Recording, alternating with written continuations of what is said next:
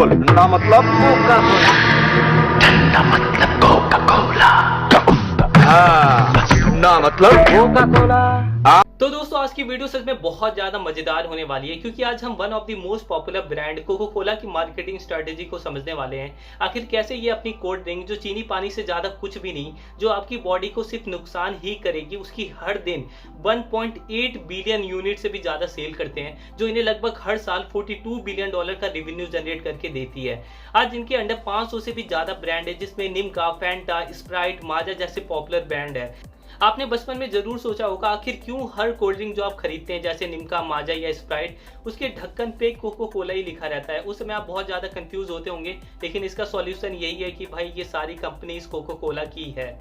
तो आज भाई हम इनके कुछ ऐड और मार्केटिंग कैंपेन को देखेंगे और इसको समझने की कोशिश करेंगे कि कैसे इन जैसे ब्रांड हमारे माइंड को इन्फ्लुएंस करते हैं और हमें कोको कोला जैसे ड्रिंक पीने पे मजबूर करते हैं। इसके बावजूद कि आज दुनिया में इनसे ज़्यादा हेल्दी, टेस्टी पहली से ड्रिंक मौजूद है। आप चाहे तो मौसमी जूस पी सकते हैं, अनार जूस पी सकते हैं, नारियल पानी पी सकते हैं या फिर मैंगो या बनाना शेक पी सकते हैं, जो इनसे कई गुना हेल्दी और टेस्टी होते हैं। लेकिन फिर भी इनकी मार्केटिंग ऐसी है कि हमें कोको कोला पीने पे मजबूर करती है। तो चलिए जल्दी से वीडियो को स्टार्ट करते हैं। तो स्टार्टिंग कोको कोला की शॉर्ट स्टोरी से करते हैं, आखिर ये ओरिजिनेट कहाँ से हुई। तो कोको कोला की इन्वेंशन डॉक्टर जॉन पेपल्टन ने 1886 में की थी, जो कि एक अमेरिकन फार्मासिस्ट थे। कहानी कुछ ऐसी है कि एक सिविल वॉर में बहुत ज्यादा घायल होने के कारण ये अपने दर्द को कम करने के लिए मॉर्फिन नाम का एक ड्रग यूज करते थे, जो बाद में इनकी बहुत ज्यादा गंदी आदत बन गई और ये एक ड्रग एडिक्ट हो गए। ये जानते थे कि मॉर्फिन ड्रग इन्हें अंदर से मार रहा है, तो इसके ही अल्टरनेटिव में इन्होंने 1886 में कोको कोला को इन्वेंट किया था। लेकिन उस समय तक बहुत ज़्यादा देर हो चुकी थी और 1888 में 57 की एज में स्टोमस कैंसर के कारण ये मर गए। बेचारे कोको कोला की सक्सेस भी नहीं देख पाए, लेकिन मरने से पहले इन्होंने अपनी कोको कोला की राइट्स अपने बिजनेस पार्टनर को बेच दिया था लगभग $1750 में, जिसकी वैल्यूएशन आज $240 बिलियन के आसपास है। लेकिन ये भी बेचारे क्या करते, इनके पास कोई ऑप्शन नहीं था और इनकी बहुत ज्यादा तबीयत खराब हो गई थी और इन्हें पैसों की बहुत ज्यादा जरूरत थी, क्योंकि in starting Coca Cola company को कुछ बहुत ज्यादा अच्छा रिस्पांस नहीं मिल रहा था। लगभग ये अपने पहले साल में 25 बोतल ही बेच पाए थे, जिसमें डॉक्टर जॉन पूरे तरीके से कर्ज में डूब चुके थे और अब इन्हें अपना इलाज करवाने के लिए भी पैसों की बहुत ज्यादा जरूरत थी। और एक हिसाब से यार इन्होंने बिल्कुल सही ही डिसीजन लिया, क्योंकि यार पैसों से बढ़कर जान है और जान है तो भाई जहान है। बच जाते तो बाद में कुछ और भी कर लेते, लेकिन बच नहीं पाए बेचारे, क्या कर सकते हैं। लेकिन आज के समय में देखो यार, सिर्फ 1 मिनट में 1 मिलियन से भी ज्यादा कोको कोला की ड्रिंक सेल होती है और पूरे साल में 500 बिलियन से भी ज्यादा। कितना ज्यादा बड़ा नंबर है। और ये अमेरिका में 1930 तक बहुत ज्यादा पॉपुलर हो गए थे। लगभग हर कोई इनके ब्रांड से अवेयर हो चुका था कि कोको कोला क्या है और इन्हें ये बहुत ज्यादा एक प्रॉफिटेबल बिजनेस बन चुके थे। और फाइनली ये 1950 में ये डिसाइड करते हैं कि यार हम अपनी जो मार्केट है उसको इंडिया में भी एक्सपेंड करेंगे। लेकिन 1977 में कुछ लीगल इशू होने के कारण इन्हें अपनी इंडिया की सारी कंपनी को बंद करना पड़ा। लेकिन फाइनली जब 1991 में जब इंडियन सरकार ने फॉरेन बिजनेस को इंडिया में बिजनेस करने की अनुमति दी, तब कोको कोला की दोबारा इंडिया में एंट्री होती है। लेकिन इंडिया में इन्हें शुरुआती 8-9 सालों में बहुत ज्यादा स्ट्रगल हुआ, बहुत ज्यादा इन्हें लॉस हुआ और इन्हें कुछ समझ में नहीं आ रहा था कि ऐसी कौन सी मार्केटिंग या फिर एडवर्टाइजिंग लॉन्च करे जिससे ये पूरे एंटायर इंडिया को टारगेट कर सके। क्योंकि आपको पता है कि इंडिया एक कॉम्प्लेक्स कंट्री है जहां 25,000 से भी ज्यादा सब कास्ट रहते हैं, जहां सिर्फ एक स्टेट से दूसरे स्टेट जाने में ही लैंग्वेज, कल्चर, माइंडसेट, लाइफस्टाइल हर चीज चेंज हो जाती है। और ये यूएस जैसी कंट्री के लिए समझना बहुत ज़्यादा कॉम्प्लिकेटेड था। बट फाइनली बहुत ज़्यादा डीप रिसर्च करने के बाद इन्हें एक चीज़ समझ में आई, हमारी कास्ट चाहे जो भी हो, हमारी लाइफस्टाइल चाहे जो भी हो, या फिर चाहे लैंग्वेज हमारी कोई सी भी हो, लेकिन we are all Indians and always support India. आपने देखा होगा जब भी क्रिकेट मैच होता है या फिर कोई भी स्पोर्ट गेम होता है, तो हम साथ मिलकर, चाहे हमारी जाति, धर्म, कल्चर चाहे कुछ भी हो, वो हम हमेशा इंडिया को ही सपोर्ट करते हैं और चिल्लाते हैं धोनी धोनी। सो फाइनली इस अपॉर्चुनिटी का फायदा उठाकर ये 1998 में India Sarja 3 national cricket cup को स्पॉन्सर करते हैं, जो उस समय कोको कोला कप से बहुत ज़्यादा फेमस हुआ था। और ये सचिन, जो कि उस समय के बच्चों के आइडियल और इंस्पिरेशन थे, उन्हें as a brand image hire करते हैं और एक बहुत ही स्ट्रैटेजिक एड कैंपिंग को लॉन्च करते हैं जिसका नाम था खेलते रहो और खुश रहो। आप पहले इस एड को देखो, फिर आगे डिस्कस करते हैं। तापमान 42 डिग्री, पैरों में चप्पल नहीं और खुशी में कोई कमी नहीं। खेलते रहो, खुश रहो।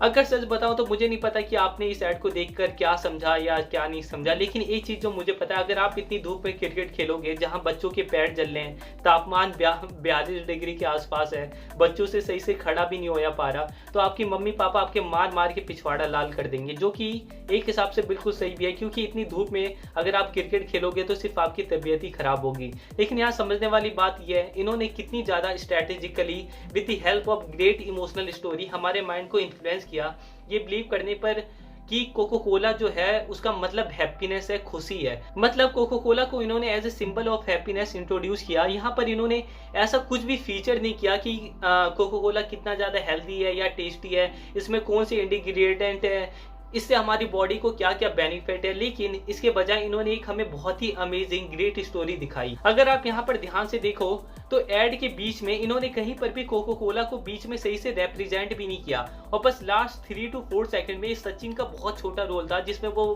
बोल के चले जाते हैं, खेलते रहो और खुश रहो और बस चले जाते हैं। आपको यहाँ समझना पड़ेगा, जहाँ अच्छे ब्रांड सिर्फ अपने प्रोडक्ट को सेल करते हैं, वहाँ जो लेजेंडरी ब्रांड होते हैं एक इमोशन को सेल करते हैं, एक फीलिंग, एक स्टोरी को बेचते हैं, क्योंकि एक ग्रेट स्टोरी से किसी भी प्रोडक्ट की कीमत लाखों गुना ज्यादा हो जाती है। जैसे आपके बचपन के दिन, बचपन के वो क्रश, बचपन के वो यादें, बचपन के जो दोस्त, अगर आप देखो तो वो मोमेंट कहीं पर भी जिंदा नहीं है, बस हमारी यादें हैं, लेकिन आप उस चीज को दोबारा से फील और एक्सपीरियंस करने के लिए मुझे लाखों करोड़ों रुपए तक दे सकते हो, क्योंकि इसकी वैल्यू किसी भी प्रोडक्ट से बहुत ज्यादा है। और कोको कोला ऐसे ही इमोशन को ट्रिगर करने की कोशिश करता है। और यहाँ कारण ये भी है, जब हम इन एड्स को देखते हैं, जब हम इनके साथ इमोशनली कनेक्ट हो जाते हैं, और जब भी हम कोको कोला की ड्रिंक को पीते हैं तो सबकॉन्शियसली ये सारी फीलिंग हमारे माइंड के अंदर ट्रिगर हो जाती है, जो हमें एक हैप्पीनेस का एहसास देती है। और इन सब इमोशन को सिर्फ ट्रिगर करने के लिए कोको कोला हर साल $4 बिलियन से भी ज्यादा मार्केटिंग एक्सपेंस करता है, जो एक हिसाब से बिल्कुल वर्थ इट भी है, क्योंकि यार इनका जो रेवेन्यू होता है वही $40 बिलियन का होता है। और यहाँ आपको एक और इम्पोर्टेंट बात समझने वाली है, सचिन जैसी यूथ आइकन जो बहुत बच्चों की इंस्पिरेशन है, वो कोक जैसी ब्रांड को प्रमोट कर रहे हैं, जिसमें 500 ml ड्रिंक में 50 ग्राम के करीब शुगर यूज होता है। लगभग एक हाफ लीटर वाली कोक की बोतल में 12 चम्मच शुगर का यूज होता है, जो आपको डायबिटीज जैसी बहुत ज्यादा बड़ी बीमारी दे सकते हैं। तो यहाँ आपको खुद सेल्फ अवेयर होना पड़ेगा कि कभी कभार जो आपके इंस्पिरेशन होते हैं, जो आपके आइडियल होते हैं, लाइक सचिन, विराट या अजय देवगन, शाहरुख खान या टिकटॉक स्टार या कोई यूट्यूब इन्फ्लुएंसर भी आपको बहुत ज्यादा गलत एडवाइस दे सकता है अपने खुद के बेनिफिट के लिए। जैसे विराट आपको MPL का ऐड करते हुए दिख जाएंगे, जो किसी भी जुए से कम नहीं है। अजय देवगन आपको जुआ केसरी का ऐड करते दिखाई दे जाएंगे, जो किसी के लिए भी अच्छा नहीं है, कैंसर जैसी बड़ी बीमारी दे सकता है। यहाँ आपको खुद समझना पड़ेगा कि आपके लिए क्या सही है और आपके लिए क्या गलत है, क्योंकि आज के समय में आपको आपसे बेहतर कोई समझ नहीं सकता, आपको खुद पर ही बिलीव करना पड़ेगा। जैसे इलोन मस्क हमेशा से मेरे इंस्पिरेशन रहे हैं, बट यार इसका मतलब ये तो नहीं है ना कि जो भी वो कहे मैं उनकी सारी बातों पे बिलीव करूं, क्योंकि यार ये सब भी एक नॉर्मल इंसान है, इनके अंदर भी ईगो, ग्रीड और सेल्फिनेस जैसी फीलिंग होती है।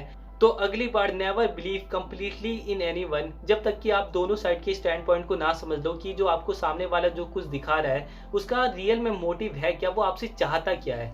तो ये सारी चीज़ें आपका बहुत ज़्यादा ज़रूरी है समझना। और अब सीधा पॉइंट पे आते हैं, दोबारा से थोड़ा आगे निकल गया था।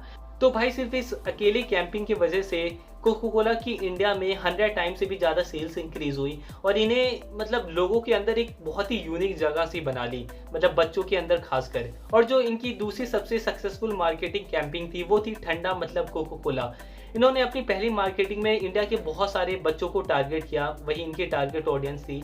लेकिन अब इनके लिए ये भी ज़रूरी था कि ये बड़े लोग जैसे 20 से 70 साल वाले लोगों को भी टारगेट करें, जो गांव या देहात जैसे एरिया में रहते हैं, क्योंकि इन जैसी जगहों पर कोको कोला को अभी कोई भी नहीं जानता था और कोको कोला से बहुत ही कम लोग अवेयर थे। तो इसके लिए 2002 से 2004 तक इन्होंने एक बहुत ही यूनिक मार्केटिंग कैंपिंग लॉन्च की, जिसका नाम था ठंडा मतलब कोको कोला। और इसके लिए इन्होंने आमिर खान को as a brand image represent किया। पहले आप इनकी कुछ ऐड को देखो, फिर डिस्कस करते हैं कि इनकी स्ट्रेटेजी क्या थी।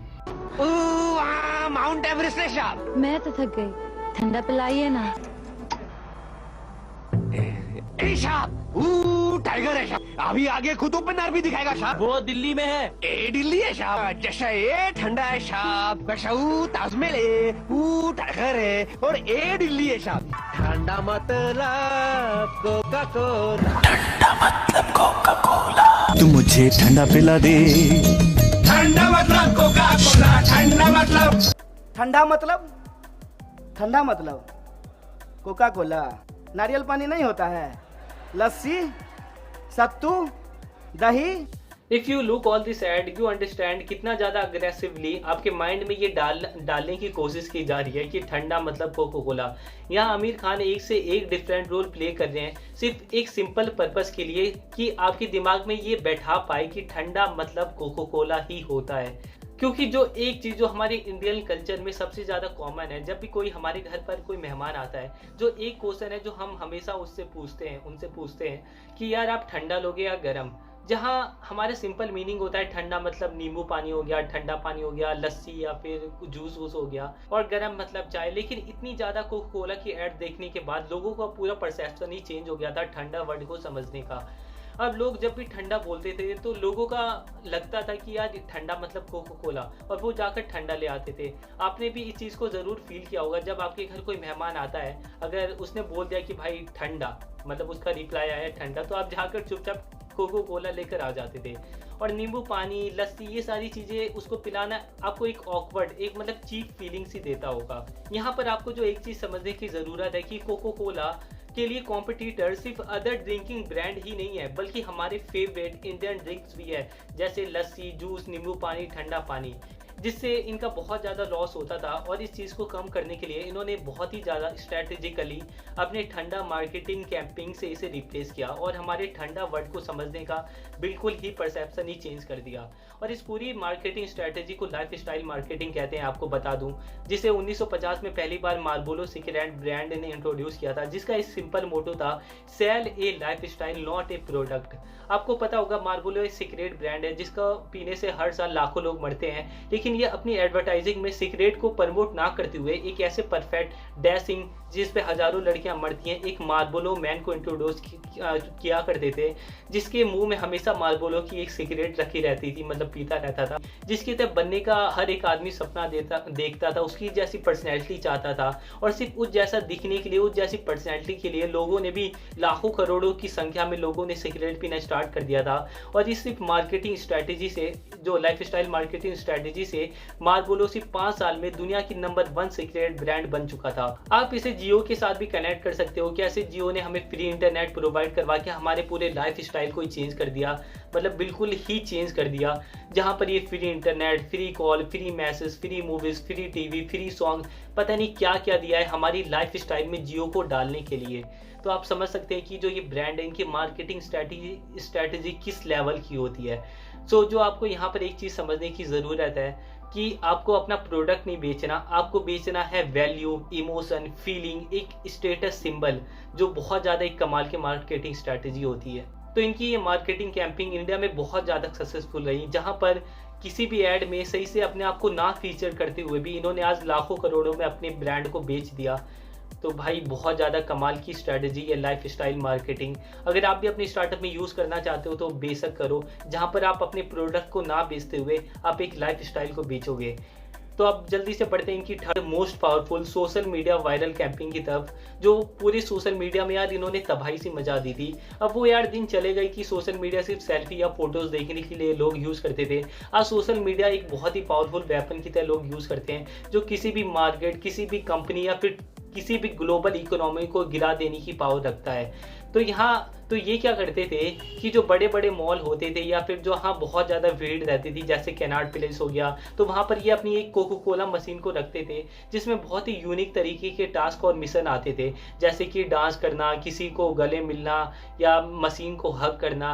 और जब भी आप उन टास्क को परफॉर्म करते थे, आपको फ्री में एक कोक की बोतल मिला करती थी, जिससे लोग बहुत ही गर्व से अपने सोशल मीडिया में अपलोड किया करते थे। उस समय सेल्फी इन सब का बहुत ज़्यादा ट्रेंड था। जैसे एक एग्जाम्पल लेते हैं, जैसे मुझे डांस करना नहीं आता, और मुझे डांस करना नहीं आता, फिर भी मैं फनी वे में एक कोको कोला की बोतल को लेने के लिए वहाँ पर डांस कर रहा हूँ, जहाँ पर लोगों की भीड़ है, जहाँ पर मेरा खुद का दोस्त भी है, और सारे लोग मेरे डांस को रिकॉर्ड करके सोशल मीडिया पे अपलोड कर रहे हैं। तो आप समझ सकते हैं कि मतलब जो इस तरीके की वीडियो होती है वो कितना ज़्यादा वायरल होती है, और इससे कितना ज़्यादा कोको कोला का प्रमोशन हो रहा होगा। लगभग लाखों करोड़ों लोग उस चीज़ को देख रहे होंगे, और कोको कोला हर जगह मतलब अपनी फ्री मार्केटिंग कर पा रहा है। और सच में यार बहुत ही ज़्यादा कमाल का दिमाग लगाते हैं ये सब। अगर आपको इनकी कुछ वीडियोस दिखाऊं तो भाई ये कुछ इस तरीके से दिखती हैं।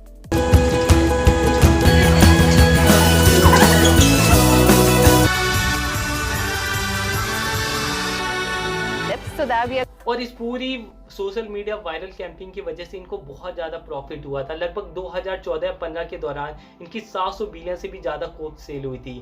तो बहुत ही ज़्यादा ये कमाल की मार्केटिंग स्ट्रेटजी थी जो इन्होंने यूज़ की थी। और मुझे लगता है कि यार आप वीडियो बहुत ज़्यादा लेंथी हो रही है, बहुत ज़्यादा मैंने बकचोदी भर ली है। अब लगता है कि अब इसका एंड करने का समय आ गया होगा। लेकिन वीडियो एंड करने से पहले जो मैं बस आपको एक बात बताना चाहूँगा, याद दिलवाना चाहूँगा कि जहाँ बस गुड ब्रांड अपने प्रोडक्ट को सेल करते हैं, वहाँ पर जो लेजेंडरी ब्रांड होते हैं एक लाइफ स्टाइल को सेल करते हैं, एक इमोशन को सेल करते हैं, एक स्टोरी को सेल करते हैं।